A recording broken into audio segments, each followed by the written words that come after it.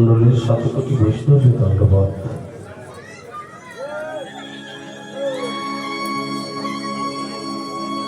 আজকে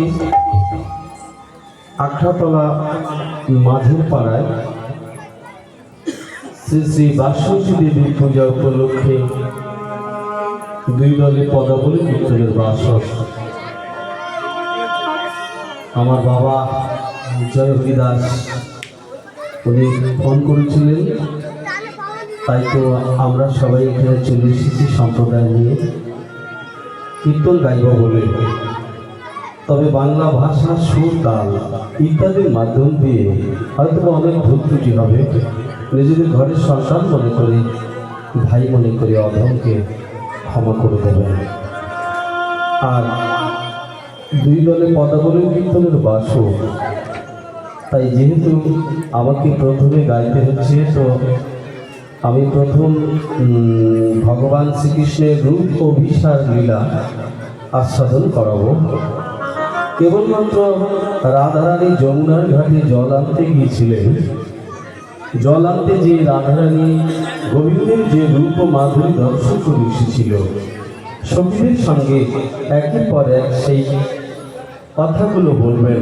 তার বধূর রূপের কথা বড় ক্রিটিক্যাল সাবজেক্ট, একটু কষ্ট করে আস্বাদন করতে হবে। আমার মাতৃমণ্ডলীগণ মাঝে মাঝে একটু উলুধ্বনি দেবেন, কেমন একটু হরিধ্বনি দেবেন। হরে কৃষ্ণ, হরি বল। যারা আধেশ্যাম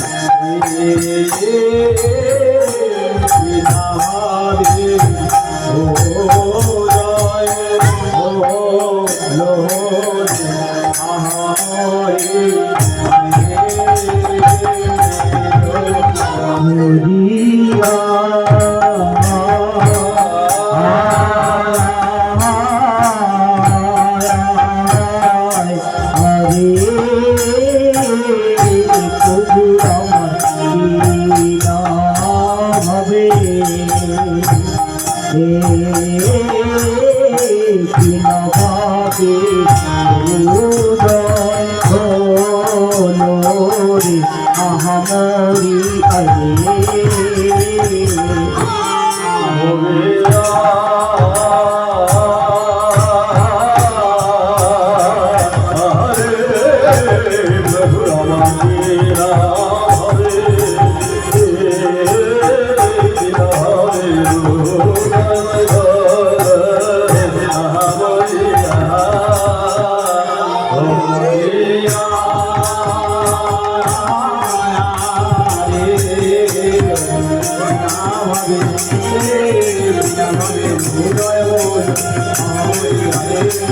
মরিয়া রে কিনা ভাবে কিনা ভাবে উদয় হল আহা মরিয়া রে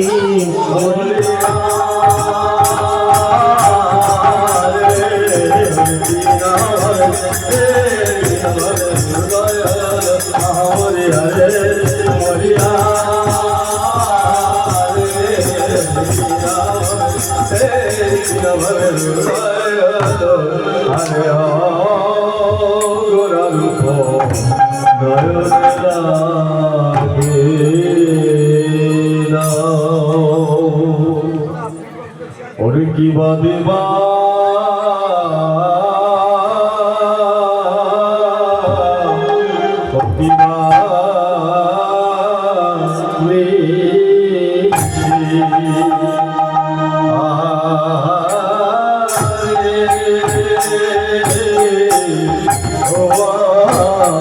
মরি মরি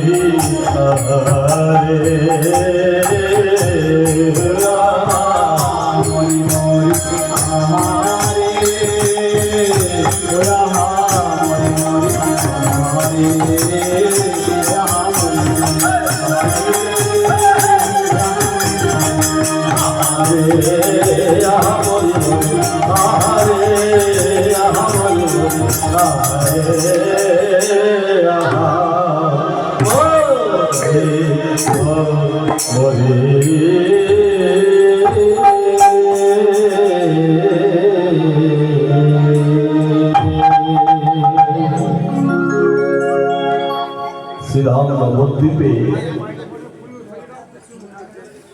আজ গৌরচন্দ্র যিনি হলেন শচী মায়ের বুক ভরা ধাম বিষ্ণুপ্রিয়া হৃদয় নিধি সেই গৌরহরি যদি আজ না আসতেন তাহলে কি আমরা সবাই মিলিত হয়ে কীর্তন শুনতে পারতাম কি?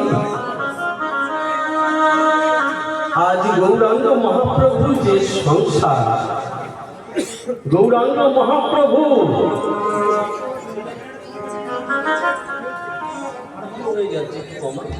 হরে কৃষ্ণ হরে কৃষ্ণ রাধে শ্যাম রাধে শ্যাম রাধে শ্যাম। আজ গৌরাঙ্গ মহাপ্রভু যদি না আসতেন আমরা কি সবাই কীর্তন শুনতে পারতাম?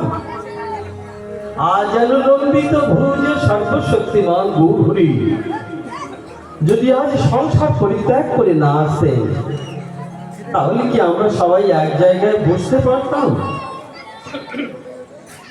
তাই শাস্ত্র সিদ্ধান্ত দিল, যদি যদি গৌর না হইত কেমনে হইত কেমনে হইতাম কেমনে হইতাম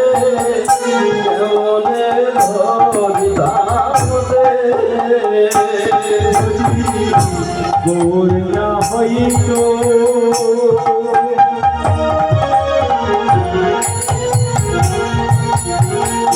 কেমনে হইত কেমনে ধরিতাম কেমনে ধরিতাম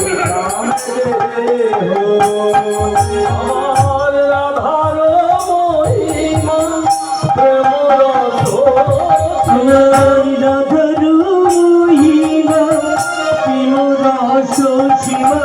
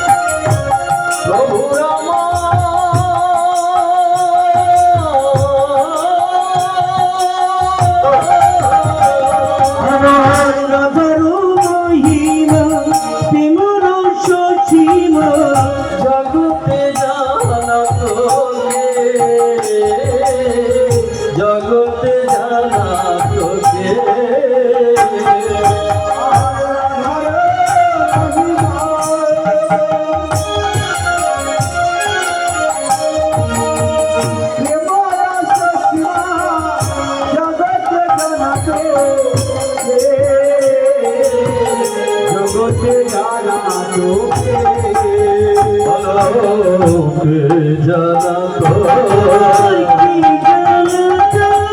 রাধার মহিমা জানাতো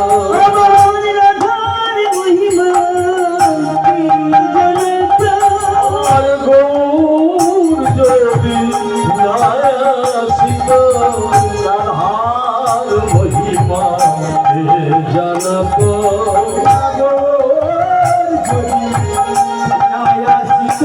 একবার বদল হরে হরি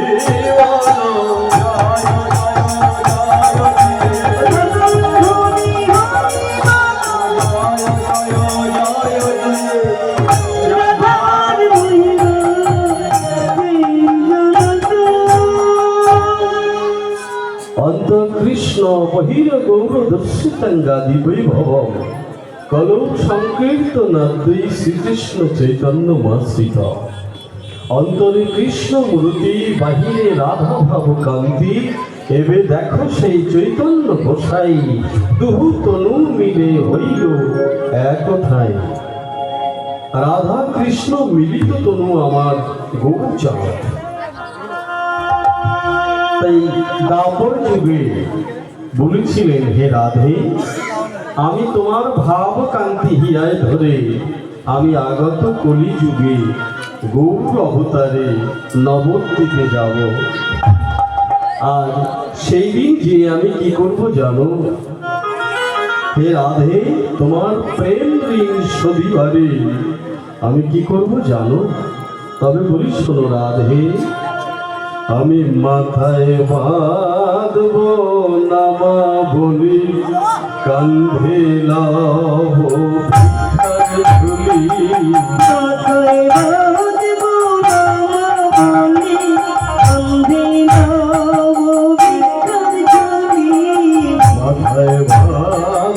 নামা বলি কান্ধে লাভ ভিক্ষার ঝুলি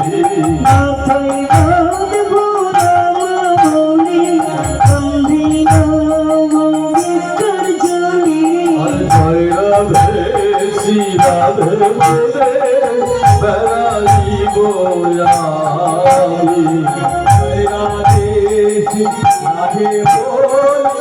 বেড়াইব আমি রাধে রাধে বলে বেড়াইব আমি দারে দারে বেড়াইব রাধে রায়া করো বলে দারে দারে বেড়াইব রাধে রায়া করো বলে দাদি দাদি বেড়াইব জয় রাধে শ্রী রাধে বলে রাধে রাধে বেড়াইব রাধে রাধে রাধে রাধে রায়া করো বলে রাধে রাধে রাধে রায়া করো বলে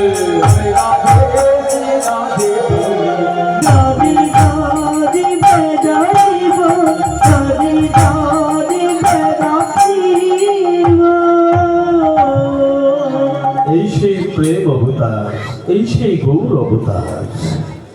গৌর অবতারে আজ লম্বিত ভুজ সর্বশক্তিমান গৌরহরিকে দর্শন করে যে দর্শন করছে সেই ভুলে যাচ্ছে। তাই বৈষ্ণব পদকবি বললেন, যেদিকে ফিরাই আঁখি সেই দিকে গোড়া দেখি, পিছুলিতে করি সাদ না পিছুলে আঁখি। আঁখি মানে চোখ। তো যাদের ওই গৌর চরণে যারা সর্বেন্দ্রীয় মনোপ্রাণ অর্পণ করেছেন, তাদের ভেদাভেদ থাকে না, তাদের লজ্জা ভয় ঘৃণা থাকে না, তাদের কখন কি হয়ে যায় তারা ঠিক রাখতে পারে না। যারা গৌর চরণে সব সমর্পণ করেছে, যারা দীক্ষিত মানুষ, যারা ভজনশীল মানুষ, যারা ভাগবত প্রেমিক মানুষ, তাদের দেখবেন বালিশে মাথা দিলে হা গৌর বলে কাঁদে। তুলসী তলায় প্রদীপ দেওয়ার সময় নয়ন জলে ভেসে যায়। ঠাকুরকে ভোগ নিবেদন করার সময় হলেও তারা হা গোবিন্দ বলে কাঁদে। যারা প্রেম জলে একবার ডুবে গেছে, যারা আজানুলম্বিত ভুজ সত্য শক্তিমান গৌরী রাতুর চরণে যারা সব সঁপে দিয়েছে জীবন যৌবন মনোপ্রাণ, যারা সমর্পণ করেছে ওই রাতুর চরণে, তাদের কোনো কিছু ঠিক থাকে না। অনেক সময় এদিক ওদিক হয়ে যায়, এমনকি বসন পর্যন্ত এদিক ওদিক হয়ে যায়। যেমন বসনটা এদিক ওদিক হয়ে গিয়েছিল। দাসী পুত্র এক সময় চতুর্চূড়ামণি ভগবান শ্রীকৃষ্ণ আমন্ত্রণে যাচ্ছেন। কোথায়? অভিমানী রাজা দুর্যোধনের বাড়িতে তাকে নিমন্ত্রণ করা হয়েছে। আজ ভগবান শ্রীকৃষ্ণ তার বাড়িতে যাচ্ছে, দুর্যোধনের বাড়িতে যাচ্ছে নিমন্ত্রণ খেতে দুপুর বেলায়। আর দাসী পুত্র বিদুর, একটু আসতে, দাসী পুত্র বিদুর পথে দাঁড়িয়ে আছে। এই পথ দিয়ে ভগবান অভিমানী রাজা দুর্যোধনের বাড়িতে যাবেন নিমন্ত্রণ খেতে। অতি দরিদ্র বিদুর ছিন্ন বস্ত্র পরিধান করে পথের প্রান্তে অপেক্ষা করছে ভগবান আসবে। চতুর্চূড়ামণি ভগবান সেই পথ ধরে আসছেন। ভক্ত বিদুর বললেন, কৃষ্ণ যদুপতি, তুমি কোথায় যাবে? কেন? আমি রাজার বাড়িতে যাব সেবা করতে, আজকে ওখানে আমার নিমন্ত্রণ আছে, তাই আমি রাজবাড়িতে যাব। অনুগ্রহ করে বলছি তুমি একটিবার আমার পর্ণ কুটিরে একবার যাবে কৃষ্ণ দয়াময়। তুমি না ভগবান? না, আমি আজ যাব না। এই বলে ভগবান যে চলে যাচ্ছেন, ভক্ত বিদুর পথের প্রান্তে দাঁড়িয়ে চোখের জলে ভাসছে, হে ভগবান। সবাই বলে তুমি ভগবান, তুমি যদি আমার বাড়িতে না যাবে, আমার এই বস্ত্রটা রাস্তার মাঝে পেতে দিলাম,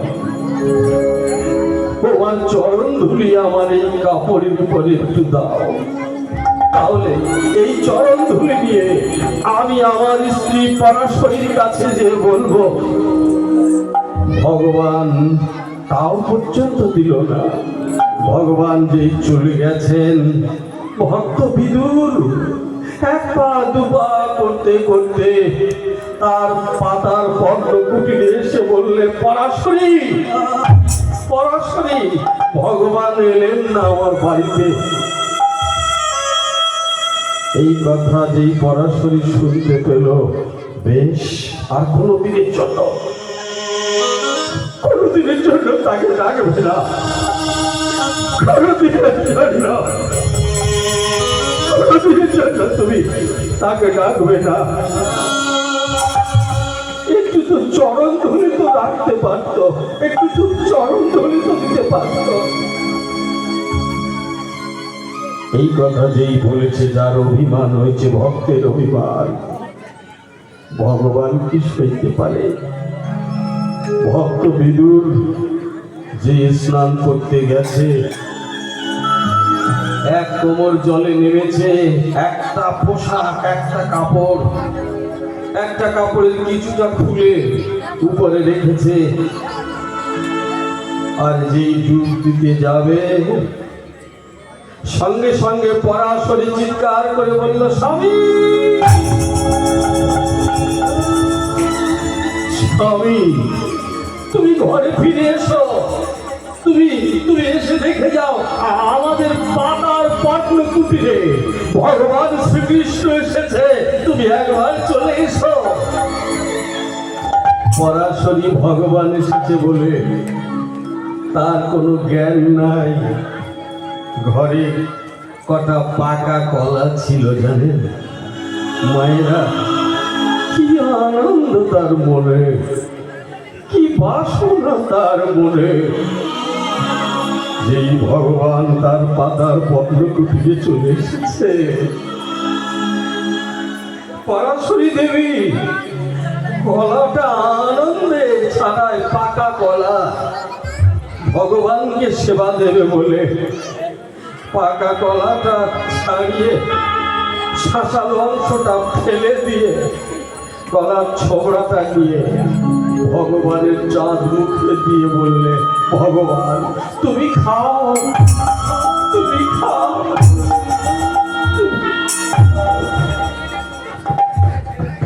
যে চিৎকার করে পরাশরী বলল, সঙ্গে সঙ্গে জল থেকে উঠে ভিজে কাপড় নিংড়াতে নিংড়াতে সমস্ত বসনটা তার হাতের মধ্যে উলঙ্গ হয়ে গেছে। কাপড়টা নিংড়াতে নিংড়াতে ঘরে এলো, এসে দেখতে পেল তার স্ত্রী পরাশরী দেবী কলাটা ফেলে দিয়ে ছোবড়াটা ভগবানের চাঁদ মুখে তুলে দিচ্ছে। এ কি পরাশরী, তোমার মাথা খারাপ হয়ে গেছে। তুমি কিনা কলার শাঁসালো অংশটা ফেলে দিয়ে কলার ছোবড়া তুমি ভগবানের চাঁদ মুখে তুলে দিয়ে তোমার মাথাটা খারাপ হয়ে গেছে। পরাশরী দেবী বললেন, স্বামী মাথা আমার খারাপ হয়নি, মাথা খারাপ হয়েছে তোমার। তুমি একটিবার তোমার দেহের দিকে তাকিয়ে দেখেছ, তোমার অঙ্গে বসন নাই। এদিকে ভগবান ভক্তের দেওয়া কলার ছোবড়া সেবা করছেন আর বলছেন, এই কলার ছোবড়া স্বর্গের অমৃতের চেয়েও দামি। হরি স্বর্গের অমৃতের দামি, স্বর্গের অমৃতের চেয়েও দামি। ভক্তের দেয়া কলার ছোবড়া ভগবান যে ভক্তকে বড় ভালোবাসে গো মায়েরা, ভগবান যে ভক্তকে বড় ভালোবাসে। ভগবান বললেন, আমার চেয়ে আমার নাম বড়, আমার নামের চেয়ে আমার ভক্ত বড়। ভক্তই আমার মাতা পিতা, ভক্তই আমার গুরু, ভক্তিতে রেখেছে নাম বাঞ্ছা কল্প।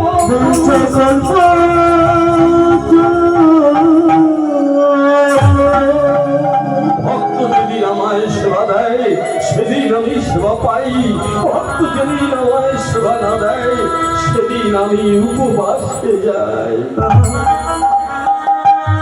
পরাশরী দেবীর কথা শুনে ভক্ত বিদুর নিজের দিকে তাকিয়ে দেখতে পেল নিজের অঙ্গে পোশাক নাই। যারা গৌর প্রেমী, যারা কৃষ্ণ প্রেমী, তারাও তো আহার বিলাসী হয় না, তারাও তো পোশাক বিলাসী হয় না। যারা ভক্ত মানুষ সাধারণ যারা কপালে তিলক করেছেন, যাদের কণ্ঠে তুলসীর মালা আছে, নয়ন বদন দেখলে চেনা যায় কে গৌরকে ভালোবাসে আর কে বাসে না। ভক্ত মন্ডলী, ভক্তিবতী মায়েরা, যদি ভালোবাসতে হয় আমার গৌর সুন্দরকে ভালোবাসুন। ভালোবাসায় বাস করে মোর কৃষ্ণ ধন, তাকে ধরতে গেলে করতে হবে ভালোবাসার আয়োজন।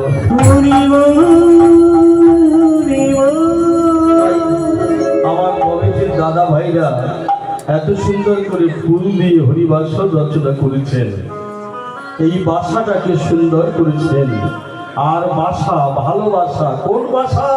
এই হৃদয়ের বাসাটা, হৃদয়ের বাসাটা যার ভালো আছে সেজন কীর্তন শুনতে বড় ভালোবাসবেন, সেদিন হরি কথা কৃষ্ণ কথা তার হৃদয়ে বড় মিষ্টি লাগবে, বড় ভালো লাগবে।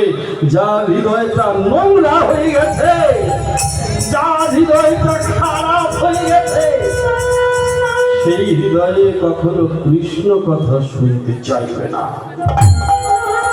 পাশ দিয়ে চলে যাবে, কানে আঙুল দিয়ে চলে যাবে, কীর্তন শুনতে তার মন চাইবে না। কিন্তু কীর্তন এমন একটা সাবজেক্ট বা বিষয়, যে কীর্তন শুনলে বড় বড় ক্রিমিনাল পর্যন্ত মানুষে পরিণত হয়। যে সাবজেক্ট যাত্রা, থিয়েটার, নাটক, নোবেল যেগুলো পারে না, কেবলমাত্র পারে এই কীর্তন অনুষ্ঠান। কীর্তন অনুষ্ঠান মানুষের চৈতন্য শক্তিকে জাগরিত করতে পারে। ভক্তমন্ডলী, ভক্তিমতী মায়েরা, আজ গৌর সুন্দরকে দর্শন করে এক নাগরী আর এক নাগরীকে ডেকে ডেকে বলছে, দেখ দেখ কত জনকে নবদ্বীপে দেখেছিস, কিন্তু সোনার মানুষকে দেখেছিস? সোনার মানুষ সোনা দিয়ে তৈরি রে। ভারতবর্ষের সবচেয়ে মূল্যবান ধাতু হলো সোনা। সেই সোনার মানুষকেও দেখেছিস? ওরে এদিকে আয়, দেখে যা একবার সোনার মানুষ, দেখে যা। তার দিকে যে জন দেখবে সেই ভুলে যাবে তার সংসারের কথা, তার বাড়ির কথা, তার আত্মীয় পরিজনের কথা। তাই এক নাগরী আর এক নাগরীকে বলছে, ওরে যেদিকে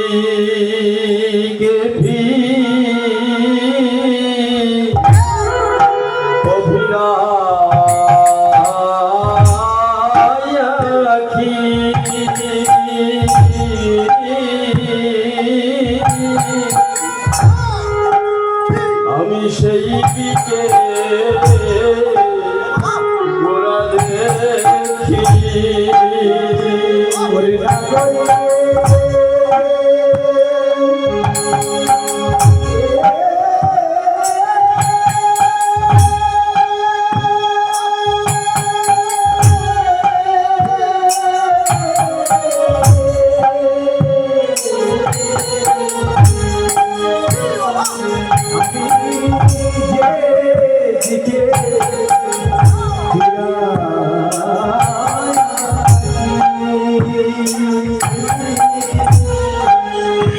আমি সেই দিকে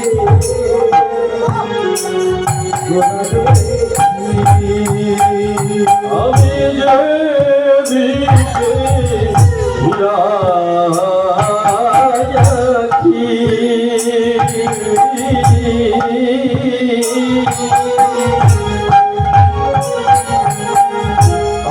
সেই দিকে গোরা দেখি।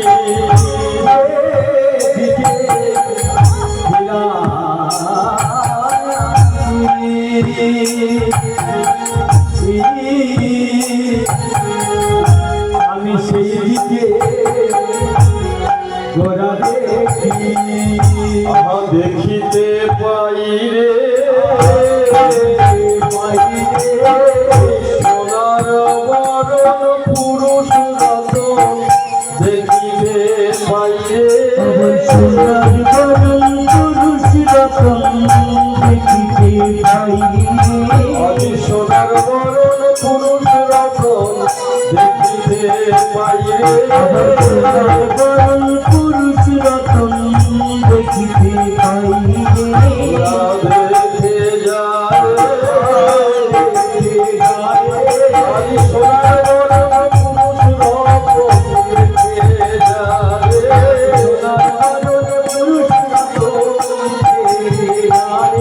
আমার গৌরাঙ্গ এসেছে, গৌরাঙ্গ এসেছে, দেখো গৌরাঙ্গ এসেছে। আমার সোনার বরণ পুরুষ রতন, গৌরাঙ্গ এসেছে। জয় রাম জয় রাম জয় রাম, আজ চাঁদবে মনে হরি বলো, জয় রাম জয় রাম, চাঁদবে হরি হরি বলো, জয় রাম জয় রাম, জয়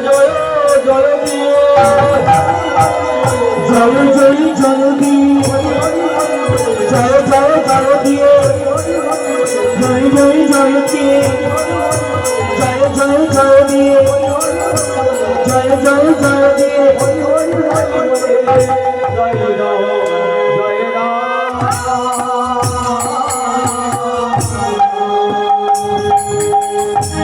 যেদিকে ফিরাই আঁখি সেই দিকে গোড়া দেখি, পিছুলিতে করিসা না পিছুলে আঁখি। তাই এক নাগরিক আর এক নাগরিককে বলছেন, বলে সোনার মানুষ দেখি যা, এইরকম সোনার মানুষ নদিয়ায় আর নেই রে, একবার দেখে যা। তাই ভক্তমণ্ডলী, ভক্তিমতী মায়েরা, আমাদেরকে যে বিধাতা তৈরি করেছেন, আমাদেরকে তো বিধাতা তৈরি করেছেন কেমন, ঠিক তেমনি গৌর সুন্দরকে যে বিধাতা তৈরি করেছেন, সেই বিধাতা যদি একবার নয়ন দিয়ে দেখতেন, তাহলে গৌরচাঁদকে আর ছেড়ে দিতেন না। যদি না ছেড়ে দিতেন, তাহলে বিশ্ব চরাচরে এই ত্রিভুবনে কে কৃষ্ণ নাম বিতরণ করতেন।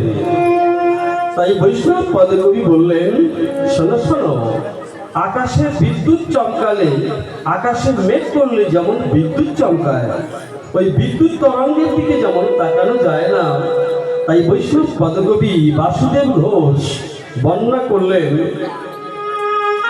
যে আমার গৌরচাঁদকে যে কেমন ভাবে তৈরি করেছেন, ওই বিদ্যুৎকে কালেকশন করে করে আমার গৌর হরিকে তৈরি করেছেন। তাহলে তার দিকে কি তাকানো যাবে না? তাই বৈষ্ণব পদকবি বললেন, মেঘের বিজুলি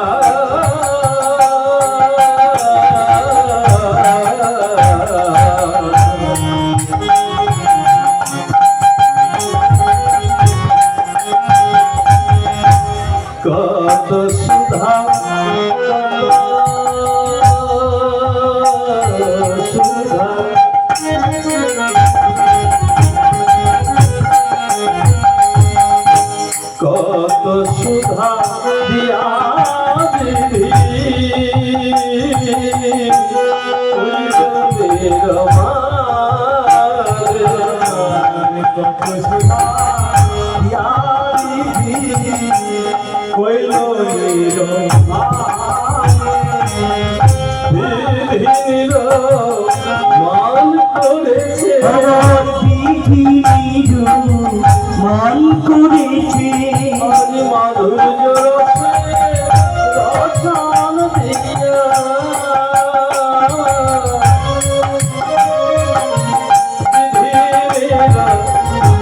মান করেছে রসন দিয়া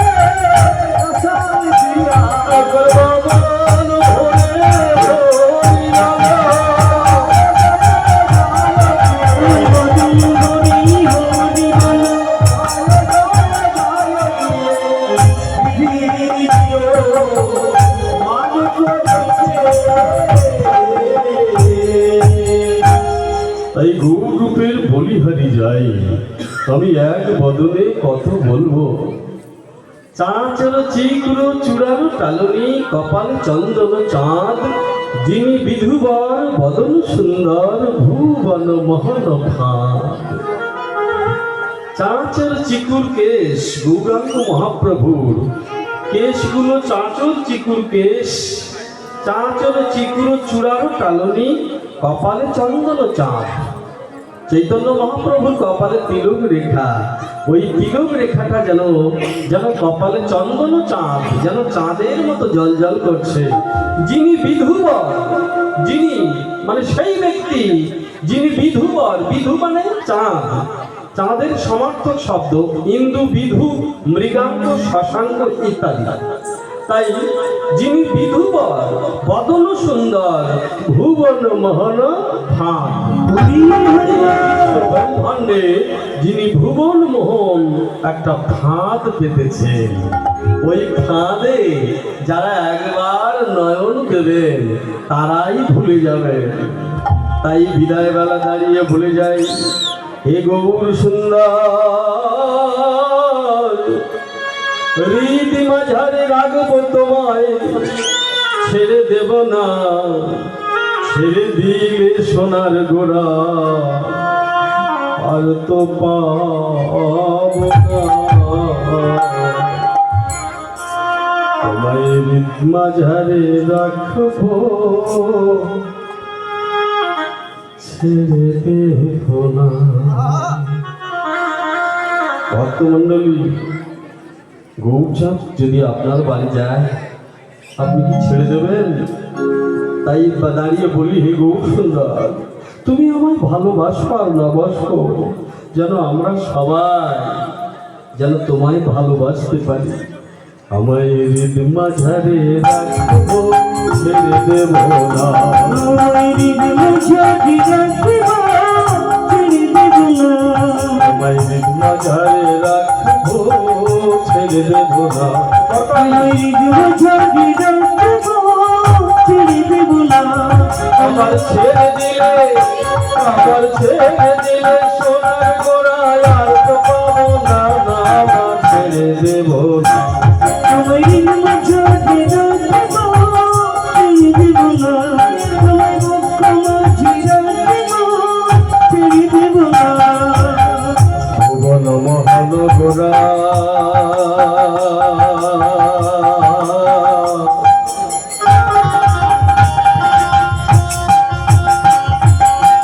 জগজনার চিত্ত চোরায়া,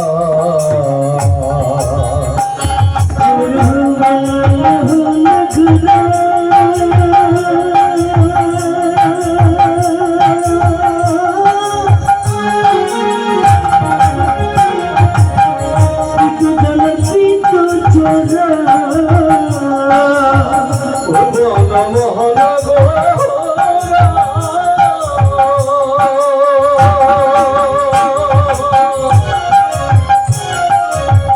জগজনার চিত্ত চোরা, ভুবন মোহন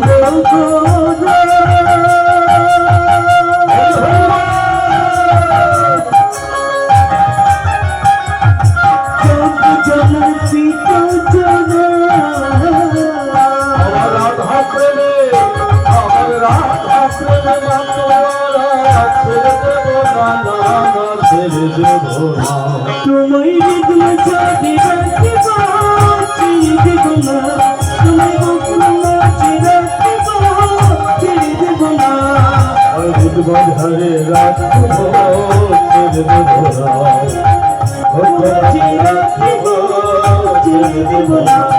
আমার ছেড়ে দিলে, আমার ছেড়ে দিলে সোনার গোড়া আর তো পাবো না, না ছেড়ে দেব না। তোমায় হৃদ মাঝারে রাখবো, ছেড়ে দেব না। তোমায় মুখ মাঝে রাখবো, ছেড়ে দেব না। গৌরূপী যারা একবার নয়ন দেবেন তারা নয়ন আর কোনোদিন ছাড়বেন না, ছাড়াতে চাইবেও না। কটাক্ষ মানে এক দৃষ্টে তাকিয়ে থাকবে ওই গৌরাঙ্গ রূপের দিকে। তাই ভক্তমণ্ডলী, ভক্তিমতী মায়েরা, তাই গোড়ারূপের বলিহারি যাই, বলিহারি যাই। আমি এক বদলে কত বলবো, গোরা রূপের বলিহারি যা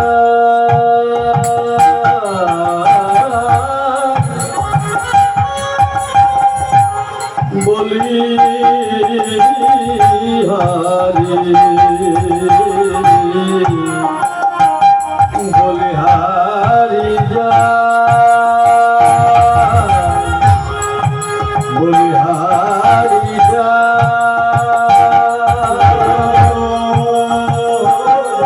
বলিহারি বলিহারি বলিহারি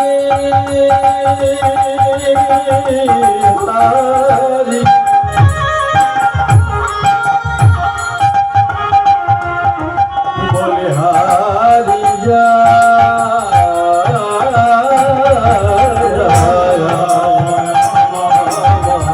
বলিহারি যায় বলিহারি যায় বলিহারি